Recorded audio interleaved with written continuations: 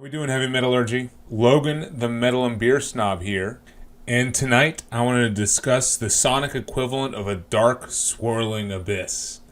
Without further ado, let's talk about Malthusian's sophomore effort, The Summoning Bell.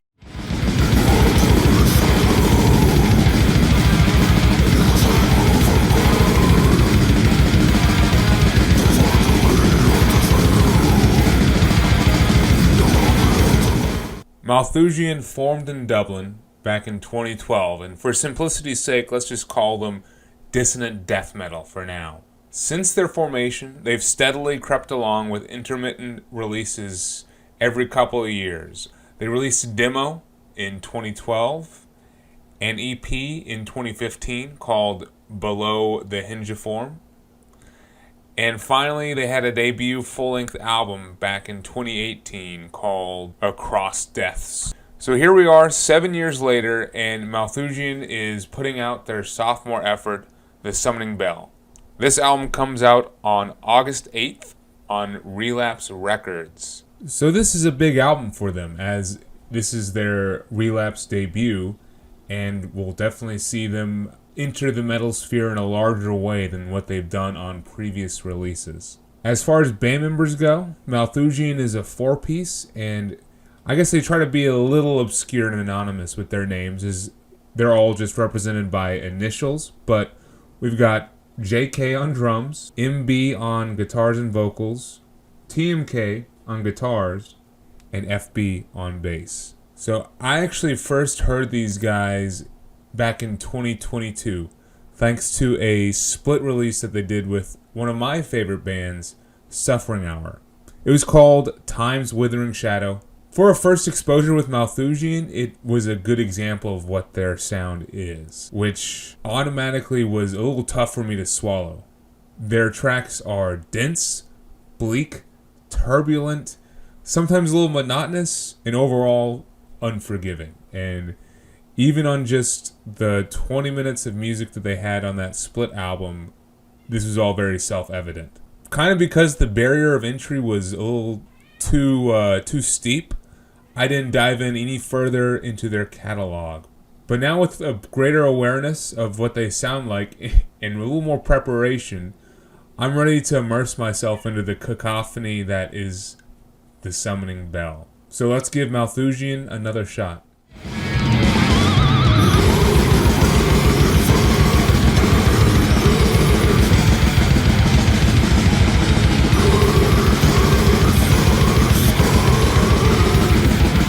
So to dig a little further into Malthusian's sound, they are a bit more on the abrasive and attack-oriented side when it comes to this dissonant death metal style.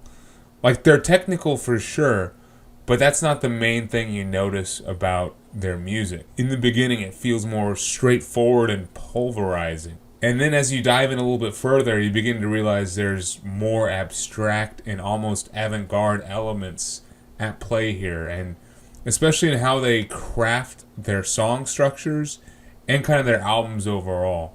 To try to narrow it down to some similar bands, the band I first associate with The Summoning Bell is Antediluvian. This is their album Through the Cervix of Hawaii, and then of course Mitochondrion, and then also other bands like Impetuous Ritual and also Titian Blood come to mind. There's another influence that's a bit deeper into their sound outside of just what's going on in like the current era of dissonant death metal. And the more you listen to The Summoning Bell, the more you hear a lot of incantation worship, especially in the riff writing and in the murky production. I mean, it makes me think of Impaled Throne of Nazarene from time to time, especially on some of the more riff-oriented tracks. The Summoning Bell as an album is still a very tall order. It's 8 songs at 54 minutes, and the pacing really swings wildly.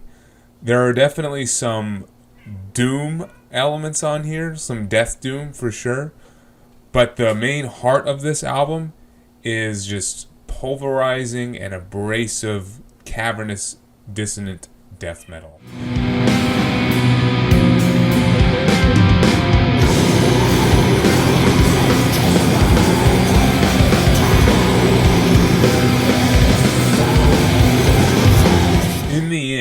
The summoning bell is a fast-moving, multi-headed beast that kind of careens from one extreme to the other, and it makes it tough to get comfortable with.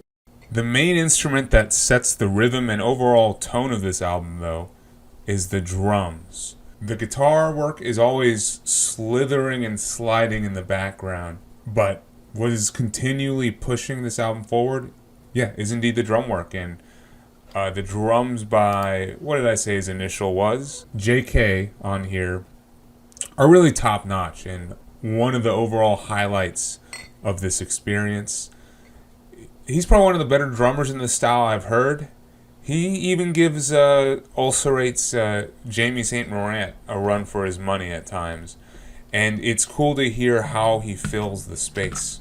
The guitar work comes second, and really overall it feels murky and down-tuned and is more of creating a sound than a lot of riffs, you know? It creates the tone and the sonic backdrop of just emptiness and doom. Like, this album has just such an eerie, dark, and hopeless kind of feeling to it. And I think a lot of it has to do with the way the guitars sound and how they're more creating an atmosphere than actually coherent riffs.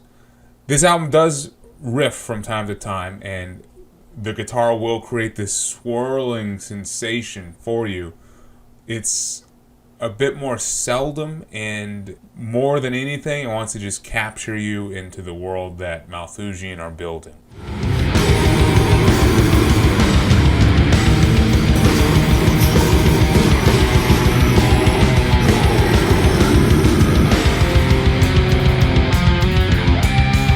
The vocals also echo this and really add to the cacophonous nature. They're very much one style, the low as possible, though there is a little bit of variety with some spoken word and harsh, more scream elements at time. And believe me, when that happens, it's a nice change of pace from the typical death growls that are being employed on here. Speaking of changing of pace, the instrumental interludes, which there are 3 of them, are actually a nice touch to this album's length.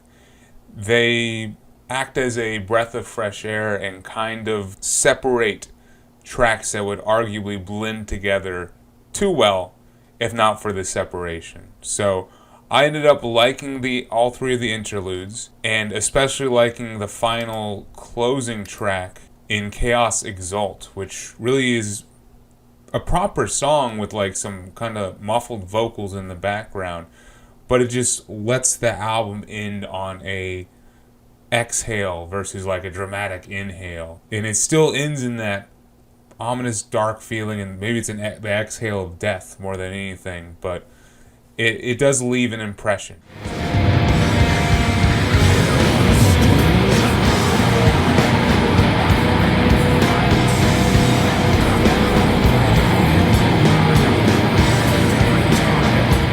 So this does beg the question, do they actually do enough different to break up the intensity and monotony that can be their sound? Yes and no.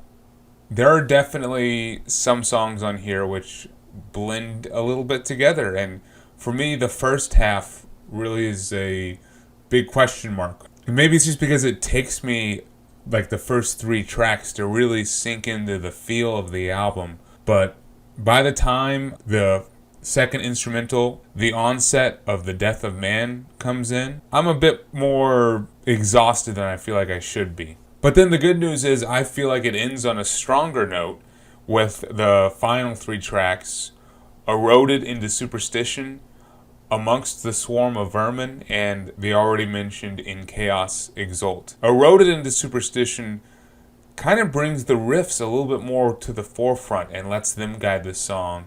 And there's a nice repetition that builds throughout the track, taking you to a climax. This is when the spoken word element comes in, and you feel like you're being preached to from the top of a burning volcano or something. It makes me think of the album cover. And then Amongst the Swarms of Vermin is the longest song on the album, and actually my favorite track. It's 15 and a half minutes long, But maybe because of the length, it felt like they could create an actual song. Like there is movement from the beginning to the end, and it feels like it's growing and building to something. And to me, it actually does. Like the final bit of the track has some momentum to it and does have that climax that pushes you forward as a listener and engages you.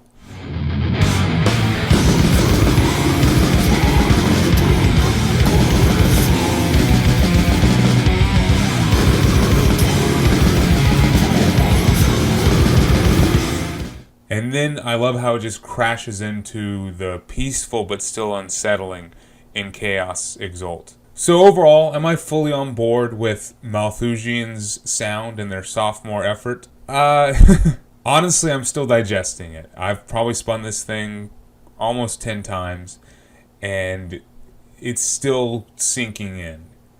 But that's when you get to the point, like, how long is too long to wait for an album to click with you? For me, this might be one of those where it just doesn't happen. It doesn't mean it wasn't an enjoyable experience. If you are a fan of abstract death metal that can really challenge you as a listener and subject you to a dark, visceral world, you should check out this album. If you liked any of the bands that I mentioned earlier, this is definitely up your alley. And to me, as far as 2025 goes, this is one of the bigger albums in this style that has the potential to be a big album for kind of years to come. My plan is to continue to revisit The Summoning Bell, and maybe with time, my feelings will change. Still, I think it's safe to say it won't end up on my end-of-year list, but it was a rewarding listen and an abstract affair I will not forget. Alright, a call to arms. So after the swirling hell that was Malthusian, I needed something a bit more straightforward with the debut album from Plasmodulated, appropriately titled An Ocean of Putrid, Stinky, Vile, Disgusting Hell. Just rolls right off the tongue. This is the debut album of this Gainesville, Florida band, and it's actually the original solo project of Wharflurch mastermind Mike Colby. So I'm a big fan of Wharflurch and I guess Mike's music in general. Back in 2021, they released one of my favorite albums, Psychedelic Realms of Hell. And I had the pleasure of seeing them live, thus the very nice long sleeve. But they've been a little bit quiet since then. So it turns out that Plasmodulated, originally just a solo project of Mike, has become the main focus, which honestly is great. This kind of sees Mike's unique psychedelic take on old school death metal pushed a bit more straightforward and a bit thrashy and fast-paced at times. I think this album is straight up fun. I mean, it's called An Ocean of Putrid, Stinky, Vile, Disgusting Hell. I don't think they're taking themselves too seriously here. In fact, there is a track called The Final Fuckening. Do with that what you will.